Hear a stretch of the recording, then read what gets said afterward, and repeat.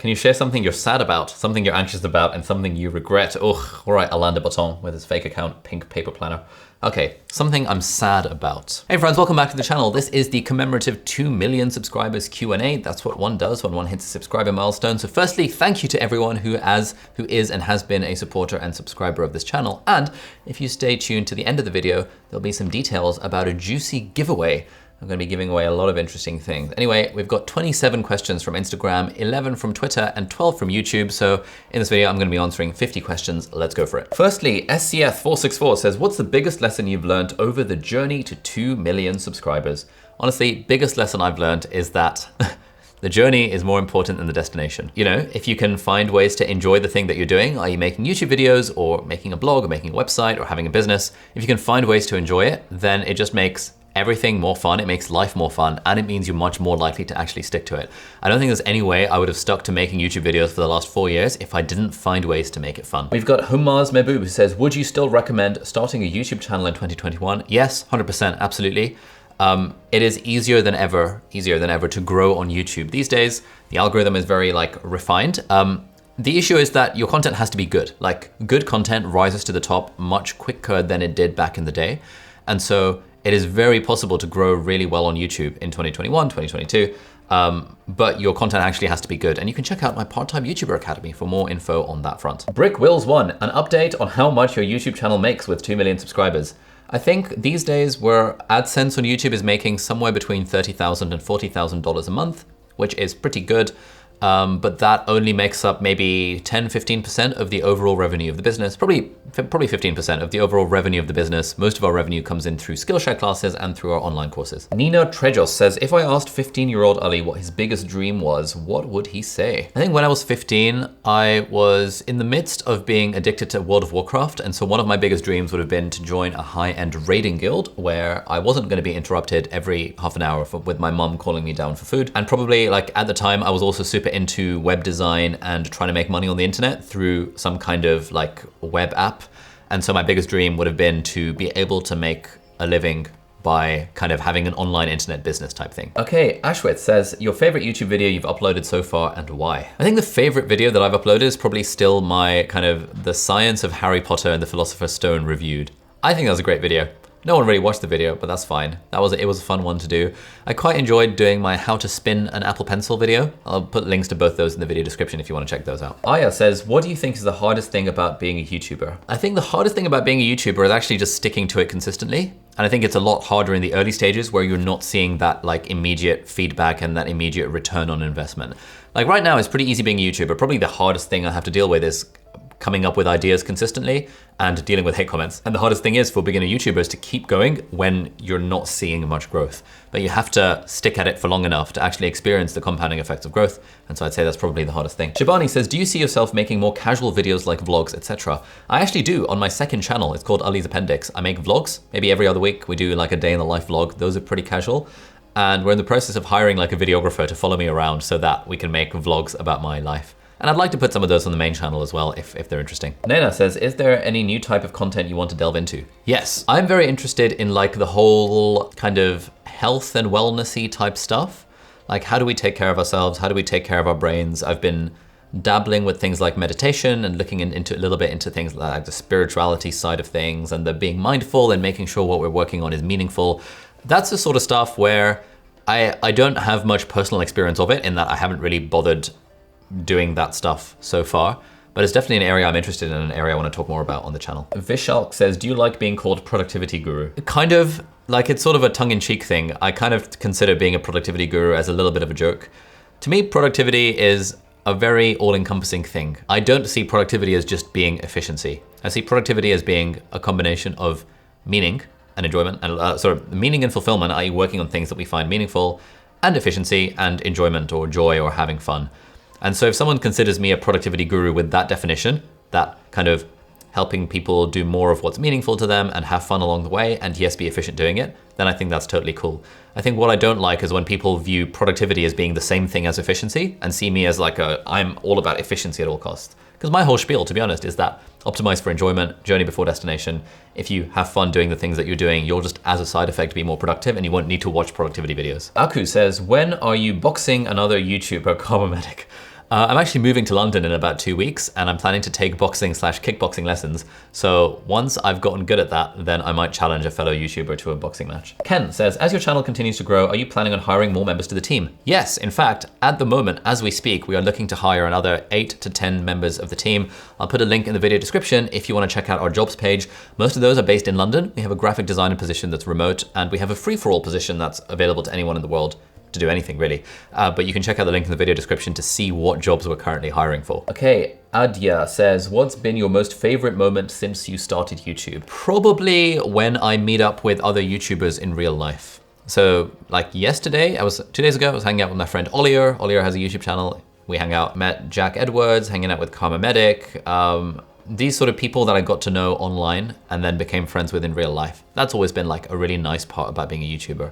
Simon Clark, Ibsmo, Elizabeth Phillips to an extent, although, you know, we didn't meet because she was a YouTuber initially, but yeah. Okay, Milton says, 2 million subs later, what's your view on authenticity and being a certain way for others versus yourself? Here's the thing, right? I think authenticity, there's an extent to which anytime someone is putting themselves out there on the internet, they are putting on a persona. And I think that's actually fine. It's like how we are, like if I was teaching a class of people, I wouldn't be myself in the same way that I am with a group of 3 friends who I've known since childhood. Like that's a different version of myself than the more like presentery version that I would present on camera or when teaching stuff. I think authenticity is also a tricky one because, and this is something I talk about with Karma Medic and Elizabeth a fair bit, which is like, it's authentic for me to be so absorbed in my work because it's fun that I do it from like 8 o'clock in the morning till 12 midnight without taking a break, maybe having lunch at my desk and not really relaxing. So that's like the authentic me a lot of the time. But if I show that authentic me online, then people get annoyed because it's like promoting toxic productivity and all that kind of stuff. And in my head, it's like, well, I mean, I'm just genuinely enjoying myself and having a great time. And the stuff that I'm working on just happens to be really fun. And I actually prefer to do YouTube videos or like do business stuff than I do playing PlayStation for the most part, or like watching TV. But there's that element of like, you know, the internet wants you to be authentic, but only authentic in a way that like is socially acceptable or something like that. So I don't know. I think the authenticity part is always a little bit of a gray area, and it kind of depends what's the sort of persona you want to portray online, because we are all ultimately portraying some kind of persona. Thami, you and Ben Francis, what's going on there? Oh, Ben Francis, yes, he's a great guy. I'm launching a podcast actually soon.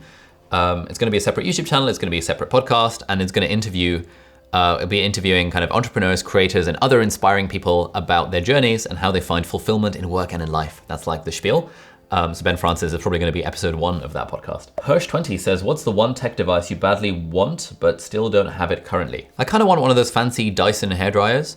I've only recently started to dry my hair, like blow dry my hair. And I use this sort of like medium end one, but like the Dyson one looks really cool. So I kind of want that, but I don't have one yet. Angie says, would you rather have 5 Sheens or 1 5-year-old Sheen? Probably 5 Sheens. They'd be pretty good.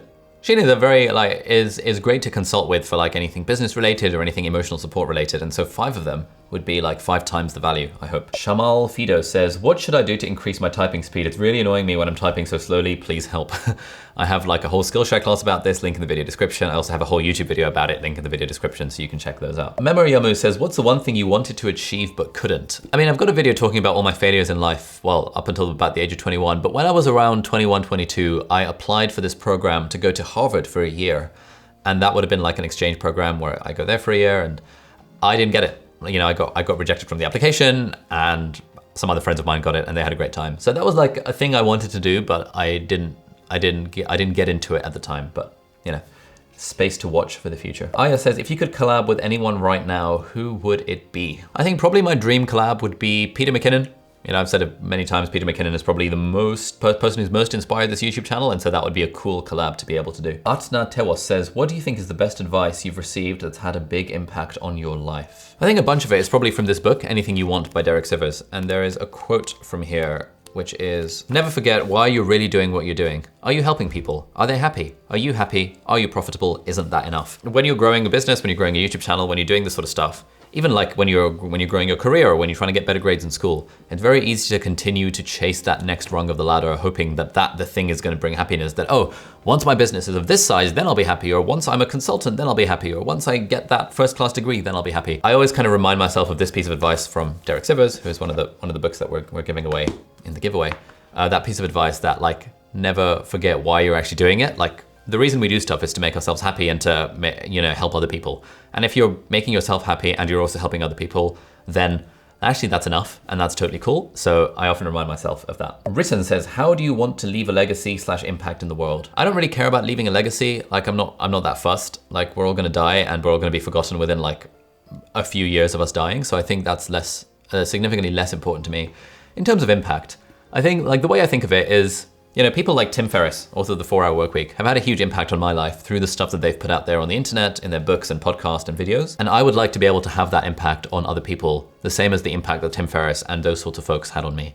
So that's really the thing that I care about. Like, how can I, be that inspiring / teacher character to people who are interested in doing more of what matters to them. Raina says, if you could start again, what's the one thing you would do differently? So there's 2 things that come to mind. Well, you said one thing you would do differently. I think one thing I do differently is just pay more attention to titles and thumbnails, very specifically for YouTube. But more generally, I kind of wish I did more journaling. Like, I've been doing daily journaling now for a couple of weeks, and it's really nice. And when I look back at my journal, I've had phases where I've done journaling regularly, and it's really cool looking back at that kind of stuff. And so I would be doing a lot more journaling, and that's what I'm now doing kind of moving forward. Kieran says, if you could only have one takeaway for the rest of your life, which one would it be?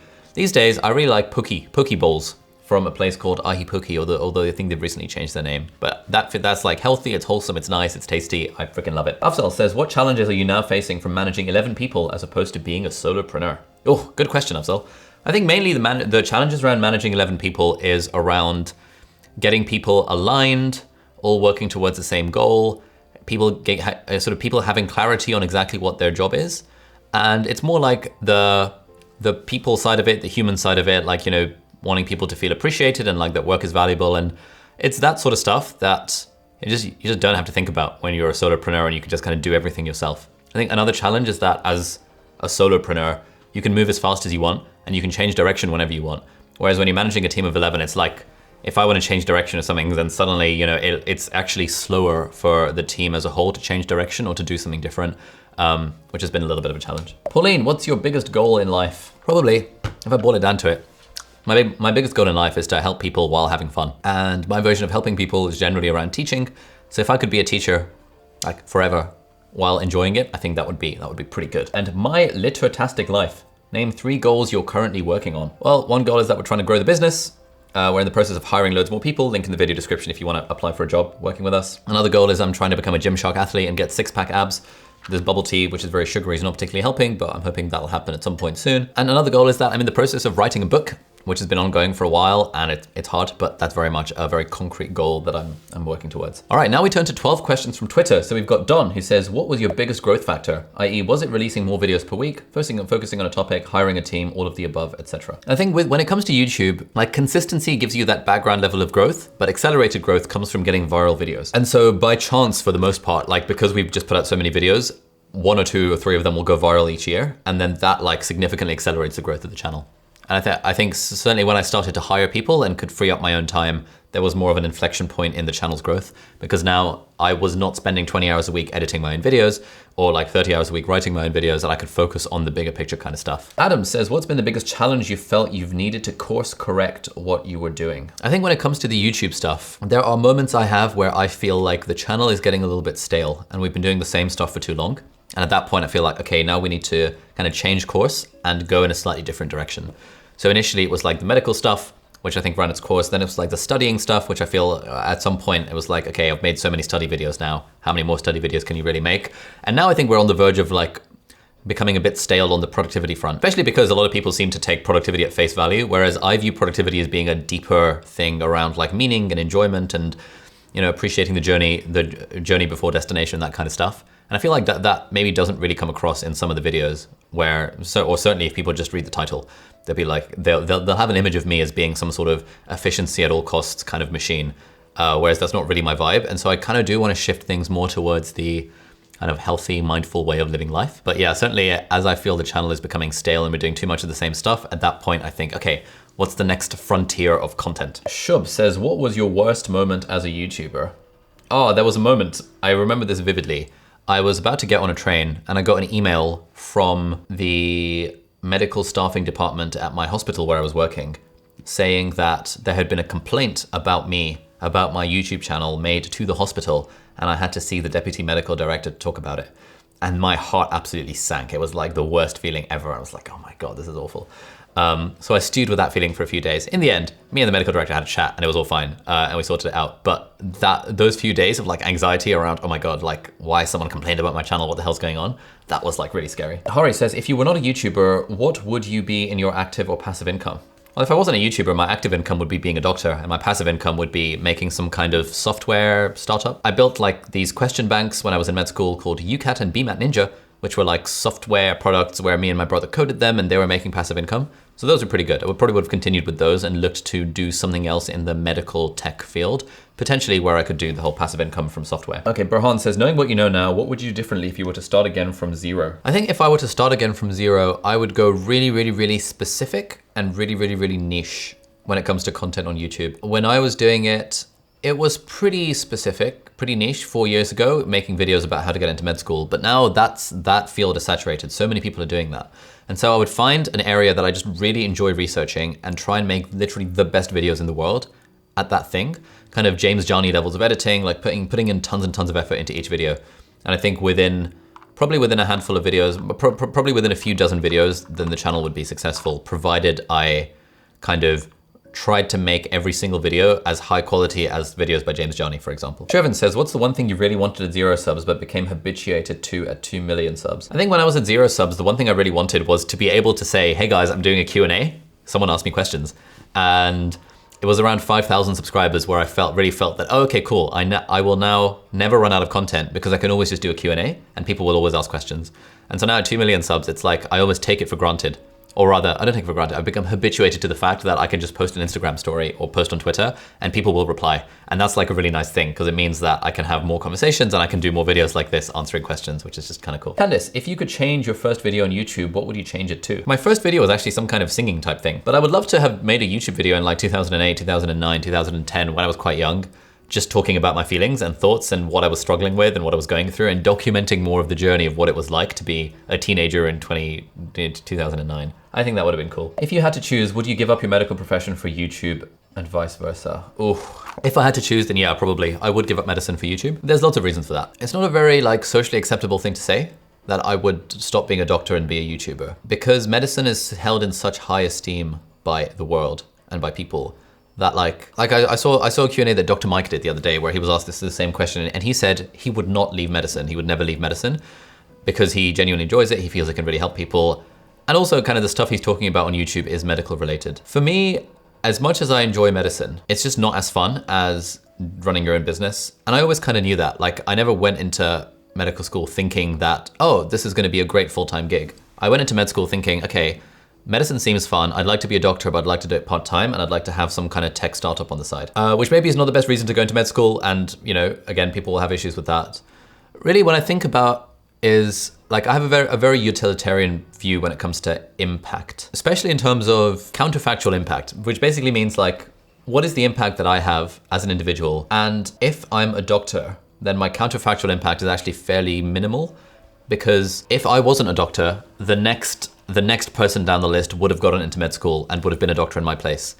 And I'm not so special as a doctor so as to be significantly more valuable than that next person who would have been a doctor in my position. Whereas being a YouTuber is more of a counterfactual impact because if I wasn't a YouTuber, it's not like someone else would have been doing the same thing. And at least judging from the comments I get and the emails I get and the Instagram DMs I get from people saying, oh my God, you've changed my life because of ABCDE. I think the counterfactual impact of being a YouTuber is so much higher, at least for me, than the counterfactual impact specifically of being a doctor. Again, people will get like butthurt by this because generally, I don't know, it's considered a little bit weird to judge impact in like utilitarian terms in that kind of way, but that's generally how I think about it. And so I would give up medicine for YouTube as well, like a very long-winded way of answering that question. How many more years do you see yourself doing this? Oh, forever. I think Seth Godin is a great like example here. He's been blogging every day since like 1990 and he's like 30 years and he's still going strong. Like I don't really see myself as being a full-time YouTuber. I don't really identify with that kind of title. I see myself as being a part-time YouTuber and doing lots of other things part-time. And I think YouTube is great because it's a great, I mean, video is the medium and YouTube is the platform. I can't imagine wanting to move away from video just because it's such a powerful medium of like teaching, because teaching is ultimately the thing that I care about. Francisco, how do you visualize yourself 5 years from now in personal and professional aspects? Ooh. I mean, so personally, 5 years from now, I'd be 32. I'd like to be married, like to maybe have a kid, maybe a second one on the way. That would be cool. I'd like to have a fairly healthy, balanced life. I'd like to do sports every day, pretty much. I'd like to hang out with friends. I'd like to host dinner parties once or twice a week. I'd like to have kind of a team of people working with me in real life. I'd like to host monthly retreats for me and my friends to like go to cool places and like do cool stuff. That's like what I visualize on the personal front. On the professional front, I see myself as doing medicine maybe 1 day a week. I feel like that would be quite fun. Doing YouTube type stuff maybe 1 day a week and spending the rest of my time reading, writing, hanging out with the fam, kind of doing other stuff that interests me. Cora, who's your favorite employee? I don't have a favorite employee. I also don't think of them as employees. I think of them as team members. I don't like the word employee. And ooh, YouTube creators. Hello, what a great way to celebrate. Congrats. Thanks. Thanks, YouTube creators. It's very kind of you to say. And finally, we have 11 questions coming from YouTube community posts. So, Diane says, everyone has a role model, I guess. Who is yours? Yeah, role model is, I think, too strong a word, but probably Tim Ferriss is the closest one that comes to mind, just because I think the way that he's built his brand off of delivering really like large amounts of really good value over a 15-year long period. That's like really inspirational, and that's like the sort of thing that I'd like to aspire to. One quote that stuck with you when you read it. Yeah, it's got to be the first ideals of the Knights Radiant from Brandon Sanderson's Stormlight Archive, which is life before death, strength before weakness, journey before destination. Gladson, what great advice do you have for young entrepreneurs starting out? Ooh, I don't know if it's great advice, but I'd recommend find a way to enjoy the journey, because journey before destination, and find a way to make it fun, because if it's fun, then you'll enjoy it more and you'll do more of it, and then you'll have a happier life as well. But I think also document your journey. I wish I'd documented my journey more. I wish I had shown my work more than I actually did, because I think that would have been really interesting to look back on in a few years' time. Pinar Nava says, after setting up various passive income sources worth $3 million, what are your next plans? Going to startup or anything else? These days, my plans are not so much around making money and more around how can I teach people / inspire people / how can I have some sort of impact. It sounds very like airy-fairy, like up in the air to say, but it's like what I said earlier in the video. It's like, I want to be able to have that impact on people that Tim Ferriss had on me. And so that's the sort of thing that I'm optimizing for these days, rather than how do I make more money? How much is your stock portfolio worth now? Like 300K, something like that. I actually have a video about it that's coming out like in a couple of weeks from now, but yeah, you'll see more details there. Mayank says, how is your book writing going? What do you do to stay motivated and consistently write regularly? Oh gosh. The book writing is going very slowly. We're still on the book proposal stage. I am struggling to motivate myself to actually write consistently. It's less about motivation and more about actually just not having space in my calendar to do that, because I don't have it as a priority, because it's something that it's important but not urgent. And I'm very bad at giving attention to the things that are important but not urgent, because it seems like every hour of every day there is something new urgent that comes up that needs my attention. And so I need to get better at delegating that to my team and being okay with them handling it, so that I can focus on doing the thing like writing the book. All right, Hesse says, did your friends and family start to communicate differently around you in a negative or positive way when you became wealthy and popular on YouTube? No, not really. Since the YouTube channel started to take off, if for example, it's been a while since I've seen a friend, like maybe 6 months, then they might joke, be like, oh, haha, you know, you're too famous for us now, lol, haha, that kind of thing. But that's only happened like once or twice. For the most part, like everyone has stayed exactly the same, which is good. The Genius says, do you choose a major that has job opportunities but you don't like it? Or do you choose a major that you like but that does not have job opportunities? Unfortunately, this is the reality in my country. I love engineering and hate medicine. So are you saying that there are no job opportunities in engineering and all of the job opportunities are in medicine? I don't know, like I can't speak for which country you're in because I don't know which country you're in, but generally, I think especially given the internet, like you actually can create your own job. This is much more doable if you do engineering than if you do medicine. If you do medicine, your only real option is to get a job as a doctor. If you do engineering, and especially if you learn how to code, you can create your own startup from whichever country you're in the world and do stuff with that. Optimize for enjoyment and things will work out. Cinder says, what advice would you give to someone who's struggling to aspire on YouTube due to family and friends' opinions? Yeah, it's really hard. I have a whole video where I talk about this, like 10 tips for starting on YouTube. It'll be linked somewhere there and in the video description. But basically, what you have to recognize is that no one actually cares. You might think that your friends and family will laugh at you, and maybe they'll laugh at you for a week, but if, you know, it gets a bit boring laughing at someone after a week or 2 weeks or 3 weeks of it. So you kind of have to just do it, and, you know, they'll laugh at you for a little while, but then they'll see that you're serious about it. And being a YouTuber now is like actually a thing. Like, you know, it's not gonna make you a social pariah or an outcast or anything. So just give it a go and see what happens. Can you share something you're sad about, something you're anxious about, and something you regret? Ugh, all right, Alain de Botton with his fake account, pink paper planner. Okay, something I'm sad about. I'm kind of sad about leaving Cambridge. I'm gonna be leaving Cambridge in about 10 days from now because I'm moving to London-ish. So I won't be around Cambridge very much. And I've been here for 9 years now, so that feels kind of sad. Something you're anxious about. I mean, if we're being honest, you know, I'm kind of, so there's this girl that I've been on a few dates with, and I'm like, I quite like her, and I'm kind of anxious about, you know, does she like me back? It's like the standard stuff associated when you're in the dating world. And finally, something you regret. Yeah, really the only things I regret are when I've been accidentally or on purpose like mean to people without realizing it. Usually without realizing it. And I always regret those moments. I regret that, yeah, sometimes they cause hurt to people. Obviously when my intention is not to cause hurt, because that's almost never anyone's intention. But yeah, if I could take those back, I probably would, but then I probably wouldn't have learned from them. So, you know, there's that as well. Anyway, that brings us to the end of our Q&A. If you want to find out about the giveaway that we're doing, we're going to be giving away a bunch of books that have changed my life. So Austin Kleon's Steal Like an Artist collection, Tim Ferriss's The 4-Hour Workweek, and Derek Sivers' Anything You Want and Hell Yeah or No. These are all going to be given away along with an iPad Air, a Kindle Paperwhite, and some AirPods Pros. And those are all going to be for one lucky winner. There'll be a link in the video description to the giveaway, so if you want to check it out, that's just like a little thank you to some random person in the world as a thanks for being a subscriber. And we had quite a few questions in here around like starting on YouTube. I actually have a great video about this, like 10 lessons for starting on YouTube, stuff I wish I'd known when I got started. That'll be right over here. Thank you so much for watching. Thank you so much for being a subscriber to the channel. Do hit the subscribe button if you aren't already, and I'll hopefully see you in the next video. Bye-bye.